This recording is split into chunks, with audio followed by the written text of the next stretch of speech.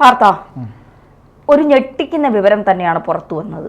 അതായത് ഹണിമൂണിന് കൊണ്ടുപോയ ഭാര്യയെ 10 ലക്ഷം രൂപയ്ക്ക് ഒരു ഷെയ്ഖിന് വിറ്റ ഭർത്താവിൻ്റെ വാർത്തയാണ് പുറത്തു വരുന്നത്. ഹണിമൂൺ എന്നൊക്കെ പറയുമ്പോൾ ഒരു പെൺകുട്ടി കല്യാണം കഴിഞ്ഞ് ജീവിതത്തിൻ്റെ ഏറ്റവും സുന്ദര നിമിഷങ്ങൾ ആഘോഷിച്ചുകൊണ്ടിരിക്കുന്ന സമയത്താണ് ഭർത്താവിൻ്റെ ഭാഗത്തുനിന്ന് ഇത്തരം നീചമായ ഒരു കാര്യം ഉണ്ടായത് എന്നുള്ളതാണ്. എവിടെയാണ് സംഭവം? എന്താണ് പെൺകുട്ടിക്ക് സംഭവിച്ചത്? പിന്നീട് ഈ പെൺകുട്ടി രക്ഷപ്പെട്ടോ? എന്താണ് ഇതിൻ്റെ വിശദാംശങ്ങൾ? ഏറെ ഞെട്ടിക്കുന്ന സംഭവമാണ്. കാര്യം ഇത് നടന്നത് നമ്മുടെ ഇന്ത്യയിൽ, ഉത്തരേന്ത്യയിലുള്ള ബീഹാറിലെ പട്നയിലാണ് ഈ സംഭവം നടന്നിട്ടുള്ളത്. ബീഹാറിൽ തന്നെയാണ്, അതായത് ഒരു ഇന്ത്യ രാജ്യത്തെ ഒരു സംസ്ഥാനത്താണ് ഇത് നടന്നത് എന്നതാണ് നമ്മളെ ഏറ്റവും കൂടുതൽ ഞെട്ടിക്കുന്നത്. അവിടെയുള്ള ഷഹബാസ് ഹസൻ എന്ന് പറയുന്ന ഒരു യുവാവ് അവിടെയുള്ള ദിഘ എന്ന് പറയുന്ന ഒരു പെൺകുട്ടിയെ പരിചയപ്പെടുകയും ആ പെൺകുട്ടിയുമായി അടുപ്പത്തിലാവുകയും അതുവഴി അവരുടെ കുടുംബത്തിൽ ചെന്നുകൊണ്ട് വിവാഹ അഭ്യർത്ഥന നടത്തുകയും ചെയ്തു. ഇദ്ദേഹം പറഞ്ഞത് അവിടുത്തെ ഒരു വൈദ്യുതി വകുപ്പിലെ ഒരു കരാർ ജീവനക്കാരനാണ് ഇയാൾ എന്നായിരുന്നു ആ കുടുംബത്തോട് പറഞ്ഞിരുന്നത്. കുടുംബം അത് വിശ്വസിക്കുകയും അവർക്ക് വിവാഹത്തിന് വേണ്ടി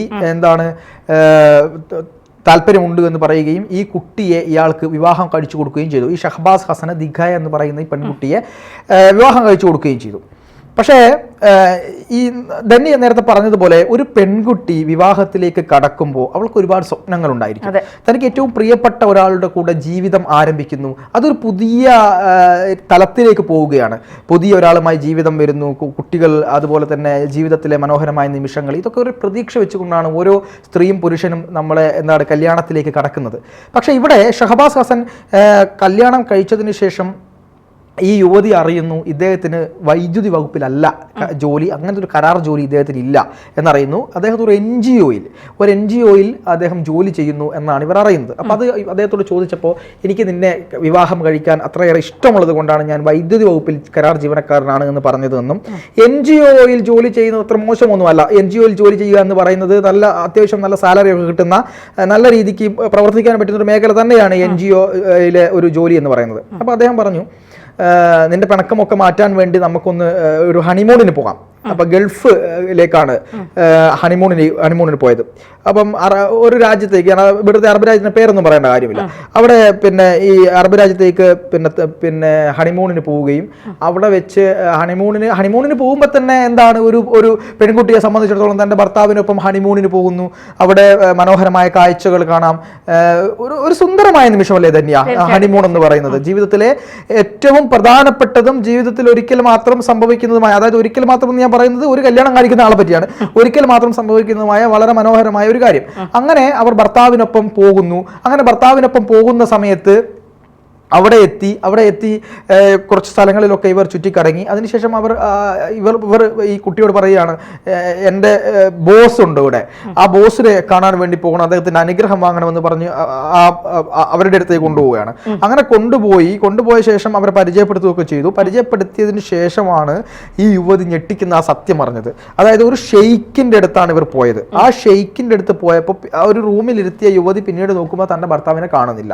അപ്പോൾ പിന്നീട് അന്വേഷിച്ചപ്പോഴാണ് മനസ്സിലാവുന്നത് ഈ യുവതിയെ 10 ലക്ഷം രൂപയ്ക്ക് ആ ഷെയ്ഖിന് ഇയാൾ വിറ്റിരിക്കുന്നു. അതായത് സ്വന്തം ഭാര്യയെ പ്രണയമാണെന്ന് പറഞ്ഞ് വിശ്വസിപ്പിച്ച് വീട്ടിൽ പോയി കള്ളം പറഞ്ഞ് കരാർ ജീവനക്കാരനാണെന്ന് പറഞ്ഞ് വിശ്വസിപ്പിച്ച് അതും പൊളിഞ്ഞപ്പോൾ നമുക്കൊരു ഹണിമൂണിന് പോകാമെന്ന് പറഞ്ഞ് ആ പാവപ്പെട്ട പെൺകുട്ടിയെ ഒരു ഗൾഫ് നാട്ടിൽ കൊണ്ടുപോയി ഒരു ഷെയ്ഖിന് വിൽക്കുന്നു. ആ വിൽപ്പന 10 ലക്ഷം രൂപയ്ക്ക് നടത്തുന്നു. എന്നിട്ട് ആ കുട്ടിക്ക് മുഖം തരാതെ പോയി എന്ത് ചെയ്യുന്നു, അവിടെ ഒറ്റയ്ക്കാക്കി പോകുന്നു. ഇത് കേട്ട കുട്ടി എന്തായിരിക്കും ആ പെൺകുട്ടിയുടെ അവസ്ഥ? ആ കുട്ടിയുടെ സ്ഥാനത്ത് ധന്യയാണെങ്കിൽ എന്തായിരിക്കും ധന്യയുടെ ഒരു അവസ്ഥ? ഭീകരമായിരിക്കില്ലേ? അങ്ങനെ എല്ലാ സ്വപ്നങ്ങളും തകർന്നടിഞ്ഞ് തൻ്റെ ഭർത്താവ് തന്നെ ചതിക്കുകയാണ് എന്ന് മനസ്സിലാക്കിയ ആ യുവതി എന്ത് ചെയ്യണമെന്നറിയാതെ നടുങ്ങിപ്പോയി. യഥാർത്ഥത്തിൽ ഇവിടെ വിൽപ്പന നടത്തുന്നത് അടിമകളായിട്ടാണ് വിൽപ്പന നടത്തുന്നത്. അവിടെ പല പേരും പറയും, ജോലിക്ക് വേണ്ടി വിൽപ്പന നടത്തുന്നു, ലൈംഗിക അടിമകളായിട്ട് വിൽപ്പന നടത്തുന്നു, പല രീതിയിൽ നമുക്കത് വ്യാഖ്യാനിക്കാം. ഈ പറയുന്ന അറബ് രാജ്യത്ത് കൊണ്ടുപോയി അവിടെ അത്തരത്തിലൊരു അനുഭവം നേരിടേണ്ടി വരുന്ന ആ യുവതിയുടെ അവസ്ഥ ഭീകരമാണ്. അപ്പോൾ അത്തരത്തിലൊരു അനുഭവം നേരിട്ട യുവതി പിന്നീട് ഒരു വിധത്തിൽ അവിടെ നിന്ന് ആ യുവതിക്ക് പക്ഷെ അവർ ധൈര്യം കൈവിട്ടില്ല എന്നുള്ളതാണ് ആ യുവതിയുടെ ഏറ്റവും വലിയ പ്രത്യേകത. ധൈര്യം കൈവിടാതെ ഈ യുവതി അവിടെയുള്ള ഒരു 1-2 ആളുകളുടെ സഹായത്തോടു കൂടി ഇന്ത്യയിലെ എംബസിയുമായി സുരക്ഷാ സേനയെ ആദ്യം വിവരം അറിയിക്കുന്നു. സുരക്ഷാ സേനയെ വിവരം അറിയിച്ച് അതുവഴി ഇവർ ഇന്ത്യൻ എംബസിയെ ബന്ധപ്പെടുകയാണ്. ഇന്ത്യൻ എംബസി എംബസി വഴിയാണ് ഇന്ത്യൻ എംബസി വിവരം അറിഞ്ഞ ഉടനെ തന്നെ ഇന്ത്യൻ എംബസി ഈ വിഷയത്തിൽ ഇടപെടുന്നു, കാര്യങ്ങൾ അന്വേഷിക്കുന്നു. ഉടനെ തന്നെ ഇന്ത്യൻ എംബസി അവിടുത്തെ സർക്കാരുമായി ബന്ധപ്പെടുന്നു, ഇത്തരത്തിലൊരു വിഷയമുണ്ട് എന്ന് സർക്കാരിനെ ശ്രദ്ധയിൽപ്പെടുത്തുന്നു. ഉടൻ സുരക്ഷാ സേന ആ വീട്ടിലെത്തി ആ ഷെയ്ഖിന്റെ കയ്യിൽ നിന്ന് അവരെ മോചിപ്പിക്കുന്നു. അപ്പോൾ ആ മോചിപ്പിച്ച ശേഷം അവരുടെ വീട്ടിൽ തിരിച്ചെത്തി, അതായത് ബീഹാർ പട്നയിലെ വീട്ടിൽ തിരിച്ചെത്തി. ഇവിടെയും അവസാനിക്കുന്നില്ല. ഈ പുള്ളി ഷഹബാസ് ഹസൻ എന്ന് പറയുന്ന പുള്ളി ഈ 10 ലക്ഷം രൂപയ്ക്ക് യുവതിയെ വിറ്റതിന് ശേഷം നാട്ടിലെത്തി തപാൽ വഴി മുത്തലാഖ് ചൊല്ലി. ആലോചിക്കണം, തപാൽ വഴി മുത്തലാഖ് ചൊല്ലി. ഇന്ത്യ പോലൊരു രാജ്യത്ത് മുത്തലാഖ് നിരോധന നിയമം വന്ന സമയത്ത് CPM പോലും മുത്തലാഖിനെതിരായി പറഞ്ഞ സമയത്ത് അത് മുസ്ലിം വനിതകൾക്കെതിരായിക്കൊണ്ടുള്ള നിയമമാണ്, മുസ്ലിം സമുദായത്തെ ഒന്നാകെ ആക്രമിക്കുന്ന അല്ലെങ്കിൽ അവരെ ലക്ഷ്യം വെച്ചുള്ള നിയമമാണ് മോദി നടപ്പിലാക്കുന്നത് എന്ന് പറഞ്ഞിരുന്ന രാജ്യത്ത് മുത്തലാഖ് ചൊല്ലിയാൽ കടുത്ത ക്രിമിനൽ കുറ്റം നിലനിൽക്കുന്ന ഒരു രാജ്യത്താണ് തപാൽ വഴി മുത്തലാഖ് ചൊല്ലുന്നത്. ഈ പുള്ളിക്ക് ഇത് സ്ഥിര പരിപാടിയാണ്. ഒരു രാജ്യത്തെ ഒരു മതനിയമപ്രകാരമുള്ള ഒരു മുത്തലാഖ് എന്ന് പറയുന്ന കൊടും ക്രൂരത ഇവിടെ വന്ന് ചൊല്ലി ഓരോ പെൺകുട്ടികളെ വിവാഹം കഴിച്ച് ഇത്തരത്തിൽ ഷെയ്ഖിനും മറ്റുള്ള ആളുകൾക്കും ഒക്കെ കൊണ്ടുപോയി വിറ്റ് അടിമകളാക്കുന്ന പരിപാടിക്കാണ് ഇവർ എന്നിട്ട് മുത്തലാഖും ചൊല്ലുകയാണ്. അങ്ങനെ ഇവർ ബീഹാറിൽ തിരിച്ചെത്തിയ ശേഷം പെൺകുട്ടി പോലീസിൽ പരാതിപ്പെടുന്നു. പോലീസിൽ പരാതിപ്പെട്ട ശേഷം പോലീസ് നിയമ നടപടികളുമായി മുന്നോട്ട് പോകുന്നു എന്നാണ് ഇപ്പൊ നമ്മൾ അറിയുന്ന വിവരം. അദ്ദേഹത്തെ പിടിച്ചോ ഇല്ലയോ എന്ന് എനിക്കറിയില്ല, കാരണം ആ അപ്ഡേഷൻ അല്ലെങ്കിൽ ആ വാർത്തയുടെ അപ്ഡേഷൻ വന്നിട്ടില്ല. എന്തായാലും പ്രതി പിടിയിലാകുമെന്നുള്ള ഒരു ശുഭാപ്തി വിശ്വാസത്തിൽ തന്നെയാണ് ആ യുവതി ഇരിക്കുന്നത്. നോക്കൂ തന്നെ, എത്രമാത്രം ദാരുണമാണ് ഇത്തരത്തിലുള്ള വിഷയങ്ങൾ. പെൺകുട്ടികളുടെ ജീവിതം വെച്ചുകൊണ്ടാണ് ഇവരൊക്കെ കളിക്കുന്നത്. ഒരു തരത്തിലുള്ള ന്യായീകരണവും ഇല്ലാത്തൊരവസ്ഥ. എന്നിട്ട് പറയും വീടുകളിലും പെൺകുട്ടികൾ പർദ്ദയിടണമെന്ന്. അതെ, പെൺകുട്ടികൾ വീടുകളിൽ പർദ്ദയിടൂ, നിങ്ങൾ പിന്നെ ഇസ്ലാമിക രാജ്യത്തിന് വേണ്ടി പ്രവർത്തിക്കൂ, ഹിന്ദു രാജ്യത്തിനെതിരാവൂ എന്നൊക്കെ പറയുന്ന ഓൾ ഇന്ത്യ മുസ്ലിം ജമാഅത്തിനൊന്നും ഈ കാര്യത്തിൽ ഒന്നും പറയാനില്ല. ഞാൻ പറയട്ടെ, നമ്മൾ പറയുന്നത് പോലെയൊന്നും അല്ല. യഥാർത്ഥത്തിൽ ഒരു പെൺകുട്ടി അവളുടെ എല്ലാ സ്വപ്നങ്ങളെയും പിന്നെ സ്വാംശീകരിച്ചുകൊണ്ട് സ്വപ്നങ്ങൾ കണ്ടുകൊണ്ട് ഒരു ജീവിതത്തിലേക്ക് കയറി ചെല്ലുമ്പോൾ ആ കയറി ചെന്നവൻ, താൻ വിശ്വസിച്ചവൻ, തൻ്റെ കൈ പിടിച്ചവൻ, തന്നെ ചേർത്ത് നിർത്തേണ്ടവൻ, തന്നെ സമാധാനിപ്പിക്കേണ്ട ഒരു വ്യക്തിയിൽ നിന്ന് ഇത്തരത്തിലുള്ളൊരു മഹാവൃത്തികേട് ഏറ്റുവാങ്ങുന്ന ആ പെൺകുട്ടിയുടെ മനസ്സിനേറ്റ ആഘാതം അതെത്ര വലുതായിരിക്കും. അവരുടെ ഒരു അവസ്ഥ എത്ര പരിതാപകരമായിരിക്കും. ഇങ്ങനെ എത്ര പെൺകുട്ടികൾ ഇത്തരത്തിലുള്ള ക്രൂരതയ്ക്ക് ഇരയാകുന്നുണ്ടാവും.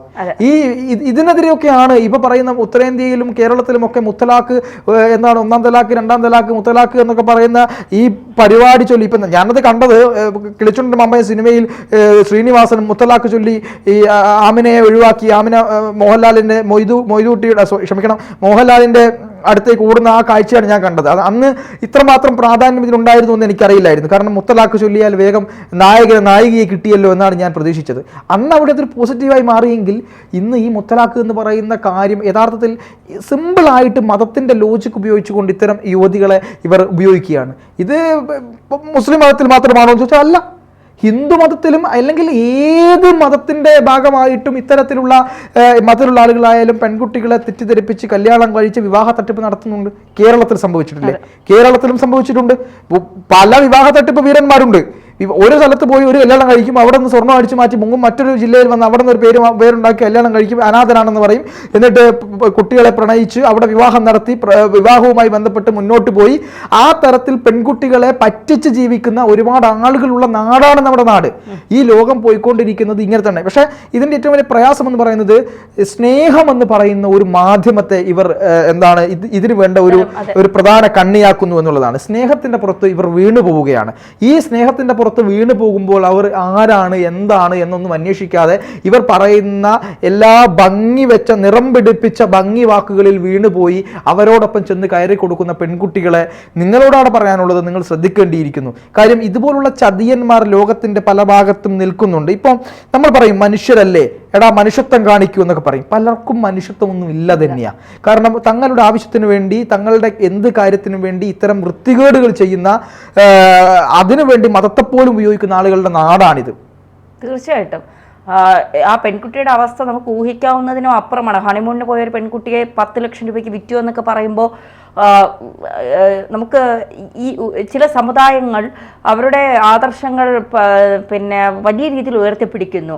അവരുടെ സമുദായത്തിലുള്ള ഇത്തരം സംഭവങ്ങൾ നടക്കുന്നത് എന്ന് കൂടി മനസ്സിലാക്കിക്കൊണ്ട് ഇതിനെ പൊളിച്ചെഴുതാനുള്ള തീരുമാനങ്ങൾ കൂടി അവരുടെ ഭാഗത്തുനിന്ന് ഉണ്ടാകണം എന്നുള്ളതാണ്. തീർച്ചയായിട്ടും. അതായത് നമ്മളിത് പറയുമ്പോൾ പറയും സമുദായത്തിനെതിരാണ്, പക്ഷെ അല്ല, ഏത് സമുദായമാണെങ്കിലും നമ്മൾ അതിനെതിരെ എതിർക്കും. പക്ഷേ ഇത്തരം സമുദായങ്ങൾ തന്നെയാണ് അതിനെതിരെ രംഗത്ത് വരേണ്ടത്. അതുകൊണ്ട് കൂടിയാണ് നമ്മളിത് പറയുന്നത്.